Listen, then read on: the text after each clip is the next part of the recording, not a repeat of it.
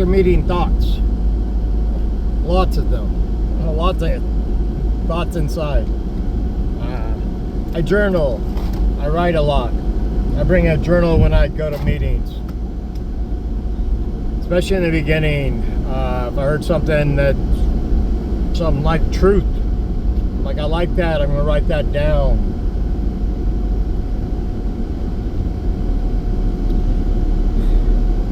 I am so grateful that I came in 1999, because in today's meetings, this influx of people from California, from all over, but a lot from California, and they bring California sober with them. California sober, where you can attend meetings for not drinking, and you can use drugs, mind altering.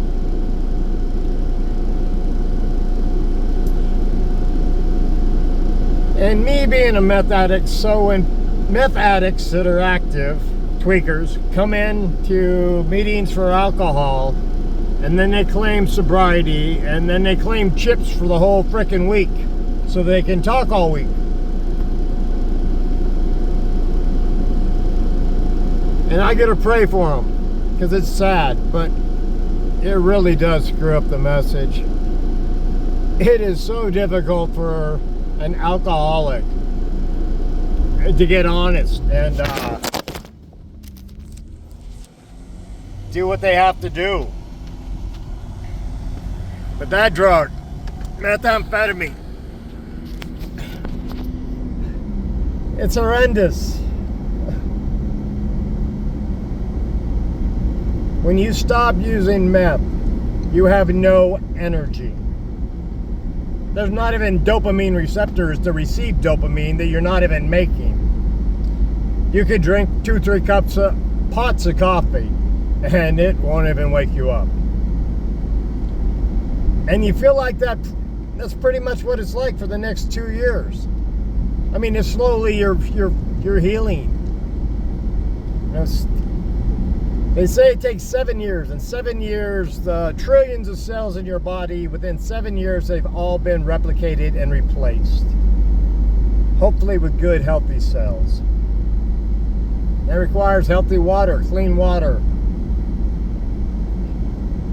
I don't know if we even have clean water anymore. Reverse osmosis, it just takes out the minerals. It doesn't take out the pharmaceuticals. All the dish soap, detergent, industrial, mining waste. Those are forever chemicals. God. I do pray for this. I pray for the world. I have no idea how we're still here. I really don't. But then again, all I have to do is stay in this day, this 24 hours. I just got to get through 24 hours without drinking, without losing my mind. I sometimes lose my mind anyways.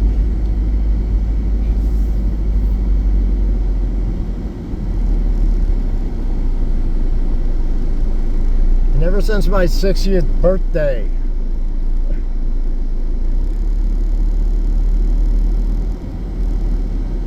I have become more grateful. Grateful that I made it to 60.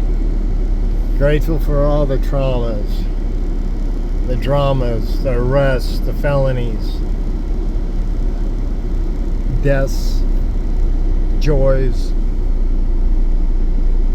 summer trips,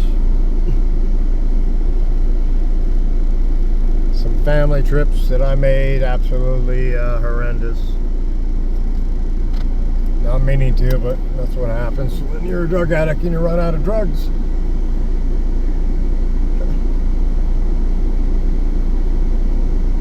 God. So other than active meth addicts and my alcoholic meetings, and I love them. I do. I wouldn't kick anybody out. Well, almost anybody. because I've been kicked out. I've been trespassed. Trespassed for life from North Scottsdale Fellowship Club, which isn't associated with other things. Also, people can keep their positions. Hopefully I'm gonna get some meds for this ADHD so I can express in a less fragmented ADHD way. It's a 9-day difference, folks. So I guess this is like the baseline, and I can actually communicate a lot better than this. It's not easy to stay sober, to experience my mind, my spirit. But God, it's so much better than it used to be. But pleading guilty to a bunch of felonies, and because I was guilty, and then waiting sober, clean. Why are you going to prison? That's a feeling you don't want. I wouldn't wish on anybody. All that fear and anxiety. But my God, the relief. This light came on before this Superior Court's judge, and I look up at him, and he's like, "Mr. Spencer, I'm going to agree to this plea, and you just keep on doing whatever you're doing. Attending meetings, you know, a day at a time," and this light comes on in his eyes and a smile, and he's like, 6 months probation, time served. And then, of course, the prosecutor stands up and is like, "This is his 4th and 5th felony drug offense," and the judge waved him down. My ruling stands. And I'm a grown man with tears running down my eyes because the guy before me got sentenced for 15 years, and then the other one before him got sentenced to 10 years. That's 10 years of someone's life locked in a cage, being told what to do every freaking second, every moment, every minute. A foam cell, foam pad.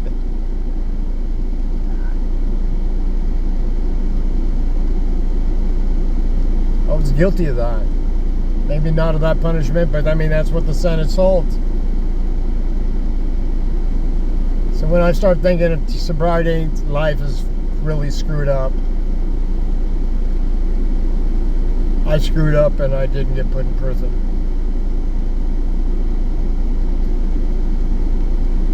But eventually, I got honest. That's honesty, simple, honest life. And if you can achieve that, the level of honesty required for living life on life's terms, even when it really sucks and it hurts. Not just when everything's going well and you have a lot of money in your bank account, and when you get challenged. And the darkest night don't come in the middle of the night. Come in the middle of the afternoon. Oh. I don't know. I'm very grateful.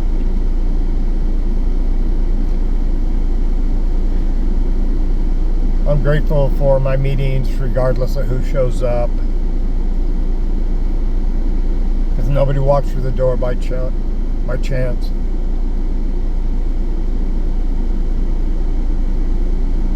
And you never tell an active addict what to do.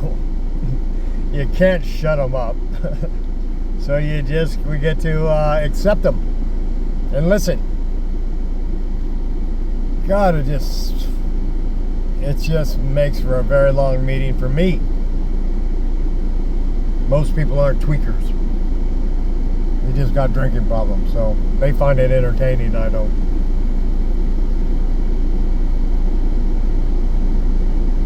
But God bless them, because that used to be me. On some level, it still is me.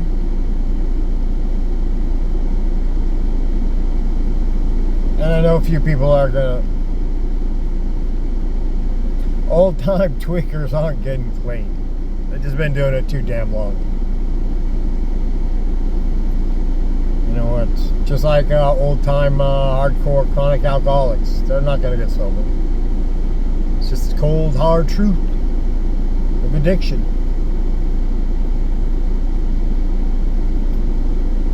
Oh.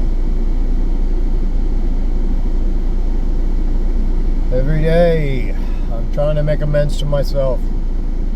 And hopefully make the world a little bit better. And when I'm not drinking or using, it's definitely better. And well, I feel better for sharing. I usually just do all this on paper. So maybe somebody gets something out of this someday. If nothing else, hopefully in a month when I get meds, we'll have a baseline. See how I change. Have a great evening.